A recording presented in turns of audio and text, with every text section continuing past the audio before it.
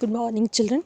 Welcome back to your online business study class. And today we will be discussing about the different factors which affect the choice of capital structure. Student, in the previous video, I have explained you about capital structure. We have discussed that whenever any loan or whenever we arrange any finance for the business, it's not necessary that the whole finance will be arranged from owner side only. Owner side only means from the owner's part of investment, like by retaining, like by dividend form, or like by investment as a form of equity, right? There are other way also by which the finance can be arranged in our business, and that was basically the borrowed fund. Basically means taking debt as a form of loan. So when we try to identify the ratio or the proportion of capital used in business as a form of debt and as a form of equity, that ratio or proportion is called as capital structure. It means simple language में हम समझे तो आपके business में कितना investment यानी कितना finance डेब्ट के थ्रू अरेंज हुआ है और कितना फाइनेंस इक्विटी के थ्रू अरेंज हुआ है, उन दोनों के रेशियोज़ को हम बोलते हैं capital structure. Right now there are certain factors which affect the choice of capital structures. Means there will be certain factor which will be responsible at the time of taking a decision that how much debt is supposed to be taken and how much is supposed to be from equity side. So there are certain things which we have to keep in our mind at the time of selecting the choices of fund from debt and equity. Now the first is the cash flow position. Cash flow position basically tell about the cash inflow and outflow of business. It means the size of projected cash flow must be considered before borrowing. Cash flow must not only cover fixed cash payment obligation, but there must be sufficient buffer also. This basically say that at the time of selecting that how much money we are supposed to take debt and how much money we should arrange from equity inside the business, we should go through with the cash flow position of our business. Cash flow position में we see both the things, the cash inflow, cash आपके business में कैसे आ रही है और कितनी कितनी duration पे आ रही है, एंड कैश आउटफ्लो कितनी कितनी ड्यूरेशन पे आपको कैश को पे करना है, बाहर एक्सपेंसेस पे करने हैं, किसी को पे आउट करना है. So that is called as cash outflow. So if a business has proper cash inflow and proper cash outflow, in that case they can go through with the option of debt because they are required to pay out the amount of debt within a particular period of time.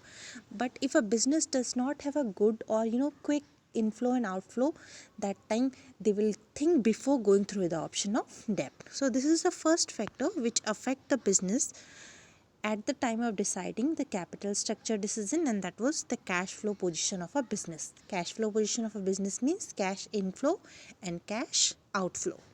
Next is ICR. ICR is called as interest coverage ratio. Interest coverage ratio basically say that the number of time earning before interest and taxes of a company cover the interest obligation.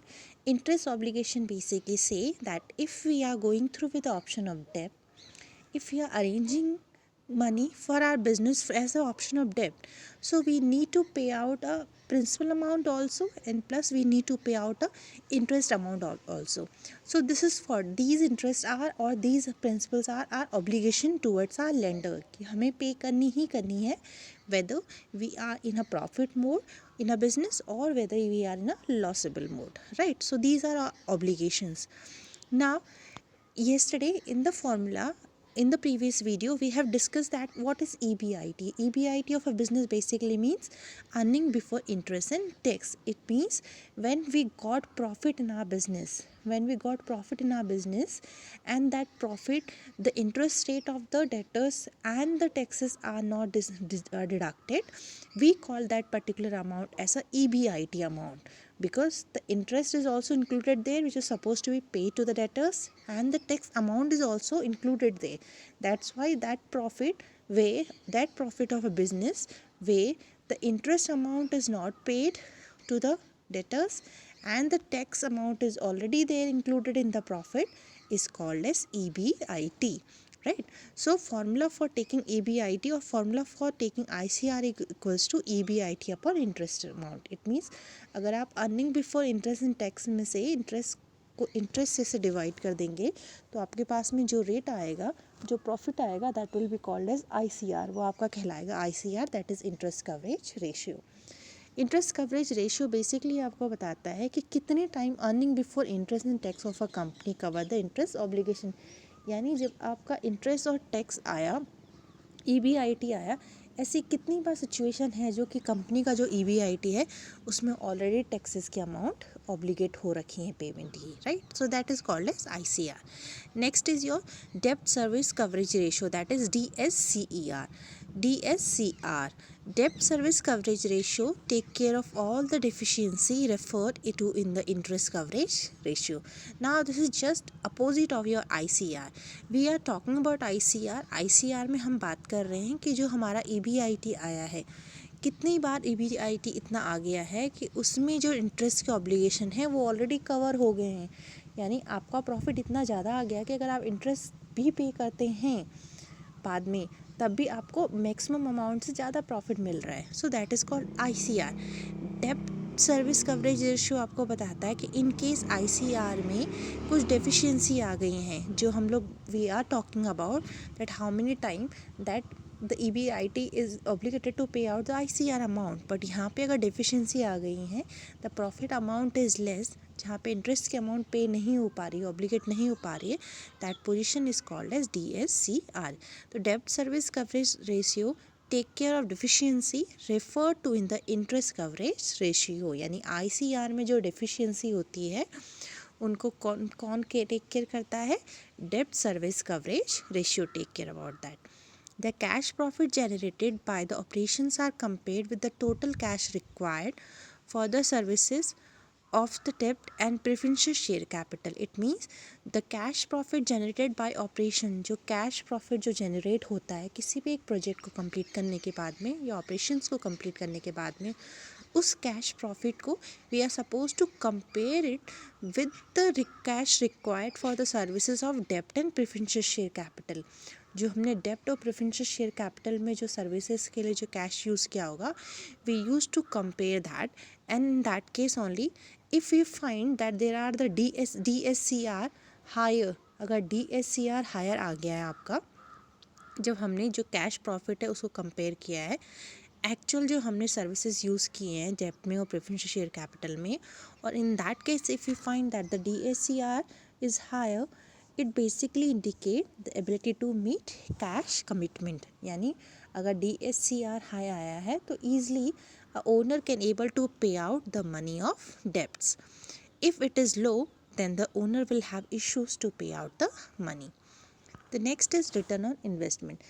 Now this is the another factor which affect the decision of capital structures, and this say if the ROI of a company is higher, it can choose to use trading on equity to increase EPS.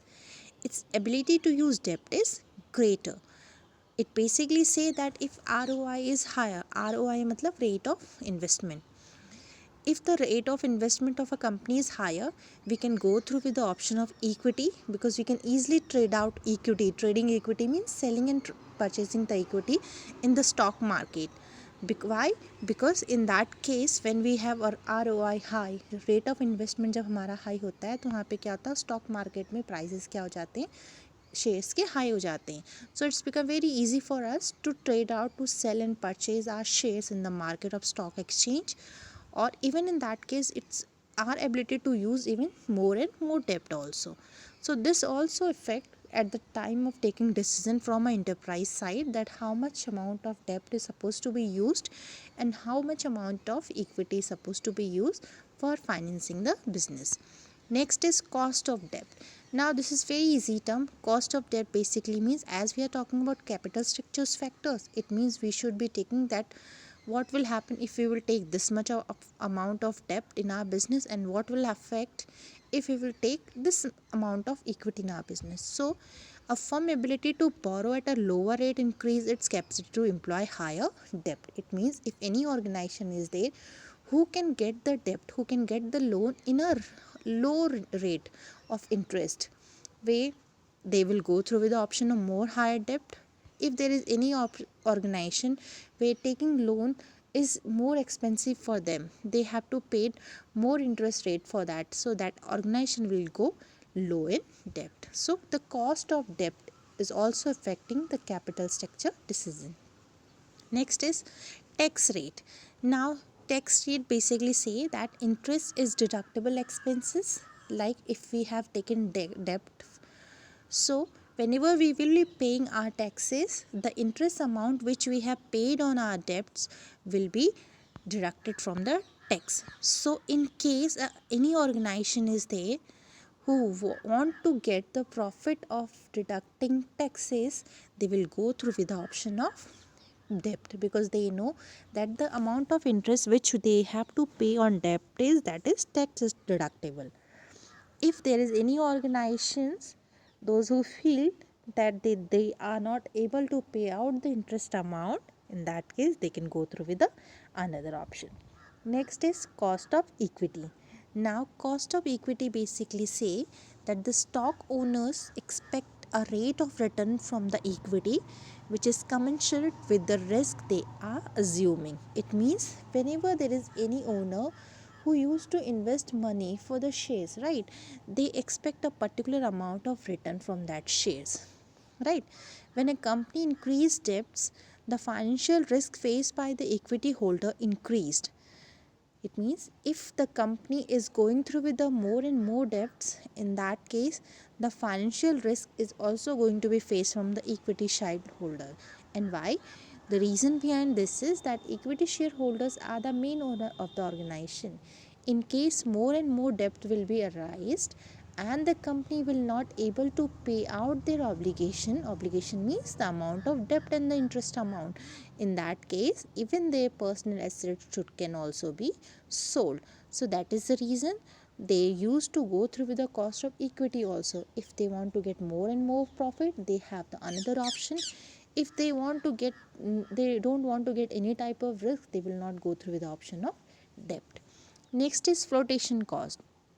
Flotation cost, as I have explained you earlier also, that whenever we go through with any sources of finance, whenever we arrange money from any way, there are certain expenditures which incurred, we can define them as a form of flotation cost.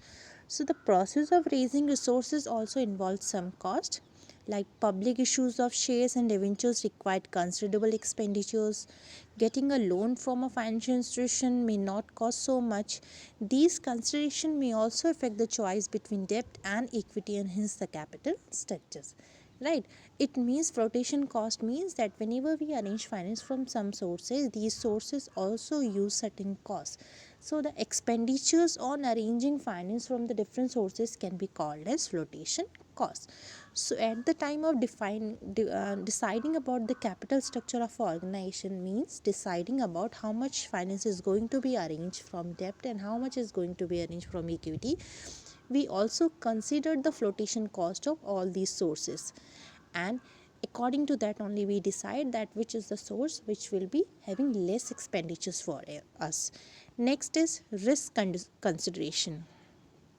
Now, risk consideration basically say the use of debt increase the financial risk of a business. How?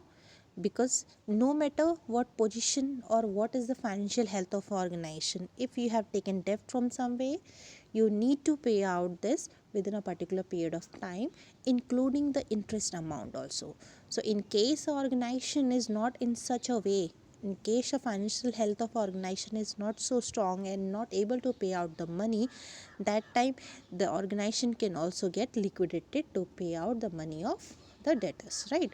So that is the reason, if there is any organization who does not want to take any risk, they will try to avoid the debt. Next will be the flexibility. Flexibility basically say that if a firm use its debt potential to the full, it loses flexibility to issue further debts.